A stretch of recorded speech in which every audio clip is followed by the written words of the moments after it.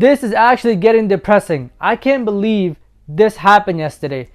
The Spurs beat the Lakers, the Warriors lost, and the situation just keeps getting worse and worse and worse. But first, before we get into any negative news, let's talk about the Grizzlies Rockets game, because this game was amazing from beginning to end. This was another close game that was competitive from beginning to end. This is one of those games where two young teams came up together against each other, 2 versus 3, and it lived up to the hype. I mean, I didn't know there was hype behind this game, but it was a little bit, everybody wanted to see Ja go up against the Rockets. And to be honest with you, this was amazing. I mean, to start it off, first quarter, it was great. I mean, a lot of competitive competition, competitive spirit. Second quarter, same. Jalen Green went fucking insane this game, like crazy this game, especially the first half. And the first half, Jalen Green went so crazy. I mean, he kept them in the game. And even though at the end of the first quarter, the Grizzlies seemed like they were up by 4 points, it was a really Rockets type of game from beginning to end. This was a Rockets dominant game, because every time the Grizzlies try to pull away, the Rockets fall back. Every time the Grizzlies try to go on the run, the Rockets fall back. They stayed in it. They wouldn't leave. They made all the right plays. They made all the little plays. They won the 50-50 plays, and they stayed in the game. Going into the second quarter, I think the Grizzlies were up by like 4 points, but it felt like a Rockets game. Honestly, I still felt like it was a Rockets dominant game. I think this was a Rockets game to win. I think from beginning to end, in my opinion, I just felt like this is a game that benefits the Rockets more than the Grizzlies. A game that the Rockets should win. And I genuinely thought, before I looked up and I saw the score, I thought the Rockets were actually up. That's how dominant they were and how much they won the little plays, the 50-50 balls, the trying to force jump balls, so on and so forth.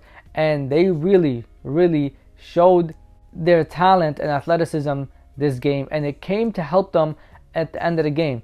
Amin Thompson, amazing defense on Ja Morant. He was there. He stayed with him. There was times where he actually got up in the air with him. There were times where Amin Thompson got blocks on Ja where everybody was like, yo, there's no way. Like, usually Ja Morant is up there by himself. Like, usually he jumps there by himself. And the Rockets are just too quick. They're too athletic. And their verticality mixed with their speed, especially with Jalen Green and Amin Thompson, is great for them. And like I said, first quarter, Jalen Green, I think at a certain point, did not miss a single shot. He was like 5 for 5 or 6 for 6 and had 11 points. That was great. That was amazing. And at a certain point in the game, he was like 3 for 3 or 4 for 4 from 3. He could not miss. I mean, he was hot the first half. And he ended the game with 42 points, so he stayed hot really throughout the whole game.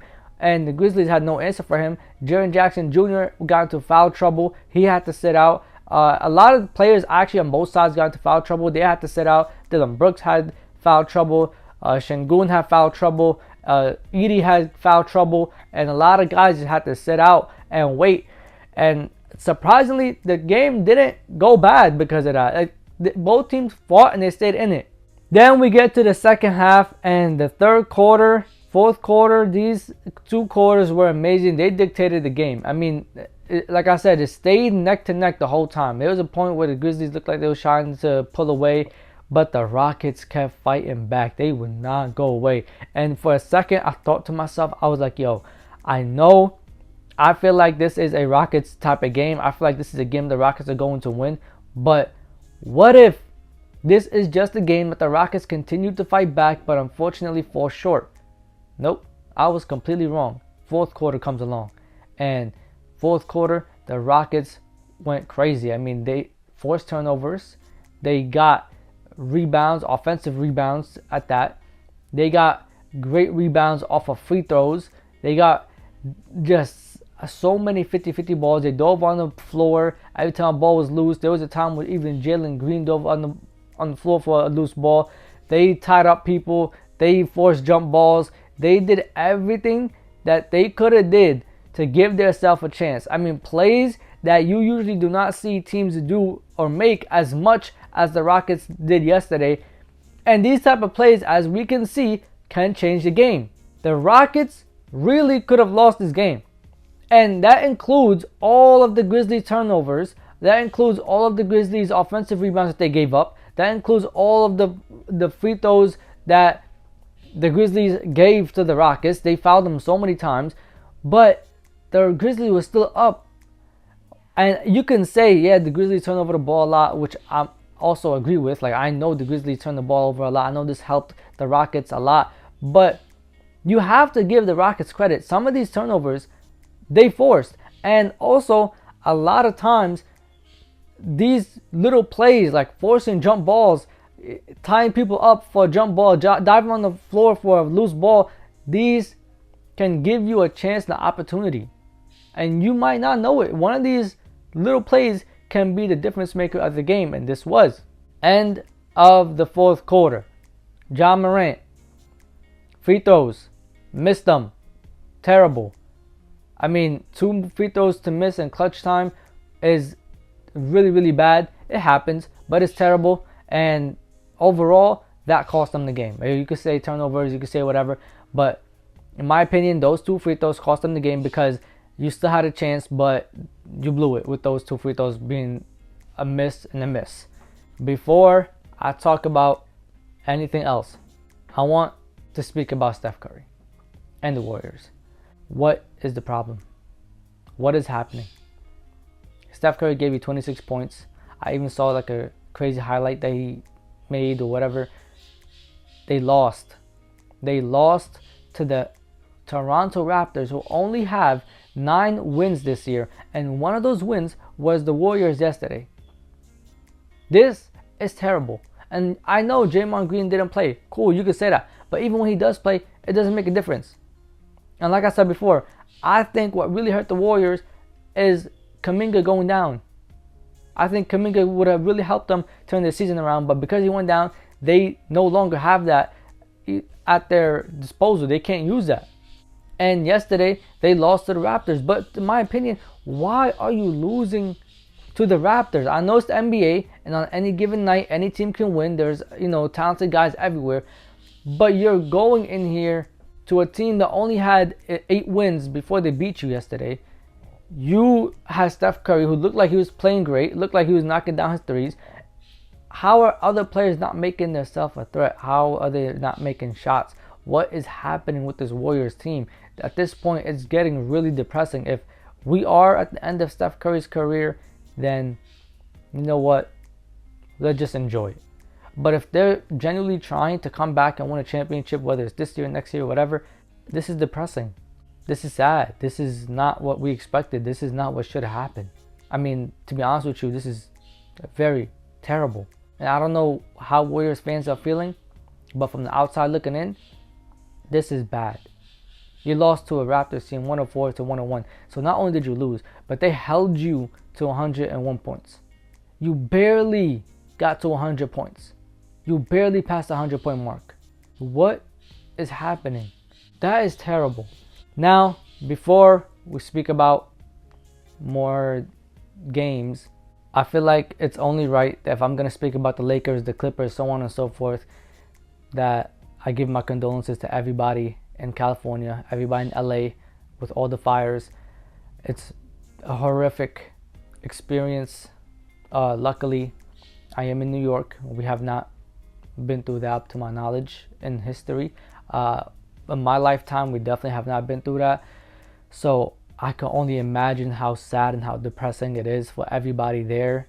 And the fact that, people are losing their homes, people are losing their loved ones, their families, probably pets, belongings, things that, they need, things that they want, things that were so valuable to them, and so on. And even like deeper than that, people's lives are changing. Like, there's some people's lives that will never be the same after this.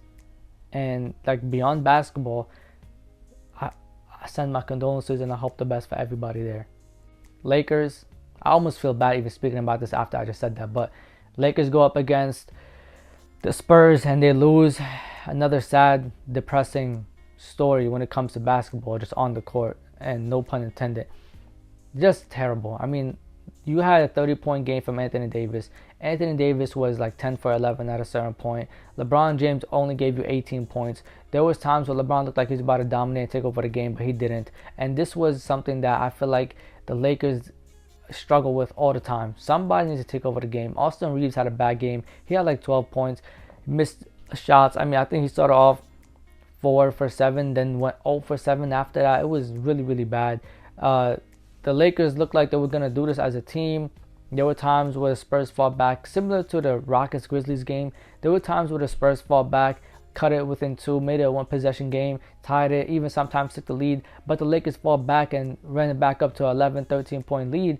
And it just wasn't that. Like, the Spurs never gave up. They stayed there. And the Lakers just couldn't put their foot down on the Spurs' necks and just, force them to submission. And honestly, this is really, really bad. I know, unlike the Warriors, this team is trying to win a championship this year.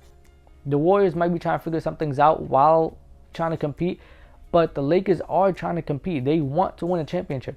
They traded for Dorian Finney-Smith for a reason. They want to win, but they come out yesterday and just embarrass themselves. The Spurs are on a 3-game losing streak. You're up by 11 throughout the whole game. You have one of the best offensive performances from Anthony Davis, efficiency-wise, that you've had in a long time. And you gave this up. I mean, okay, we could say Victor Wembanyama's, dominating the paint, whatever. There were times where LeBron literally got past Wembanyama. And one cool thing, before I speak even more, well, a couple of cool things. The LeBron James, Victor Wembanyama 3 for 3 that they were doing. They did that like 2 or 3 possessions. It was fire to see. I was hoping we get more of that. I was hoping we get more like a LeBron versus Wembanyama or AD versus Wembanyama type of thing going on. It didn't work. I mean, honestly, that's not just what happened. I felt like it could have been better. And in the fourth quarter, Spurs fought back. They took the lead, and they just didn't look back after that. They forced, I think, 6 turnovers in the third quarter, and then in the fourth, Lakers ended up with like 18 turnovers. I mean, it was so bad. Like, it was terrible. Like, the Lakers just came apart. It's like they fell apart. Everything that they had going on in the first half and in the beginning of the third quarter just came apart, fell apart. It was so embarrassing to see. Shots just weren't falling anymore. The only thing they had going on was like Anthony Davis. Christie was, he had a couple of great plays. But that's really it. Rui Hachimura actually looked good yesterday, but nobody else did what they were supposed to do. LeBron wasn't as dominant as I feel like he should have been. And the Lakers just couldn't hold on to the lead. Then the most embarrassing part is the Spurs go up by like 20 points. And it was like a 118 to like a 98. It was really bad. Like, the fall that the Lakers had yesterday was depressing. I don't know what this team needs anymore. I don't know what type of help they need, what type of, I don't know. Like, I just don't know what they need anymore. But I will say one positive thing that happened yesterday. The retirement of the jersey 21 for Michael Cooper.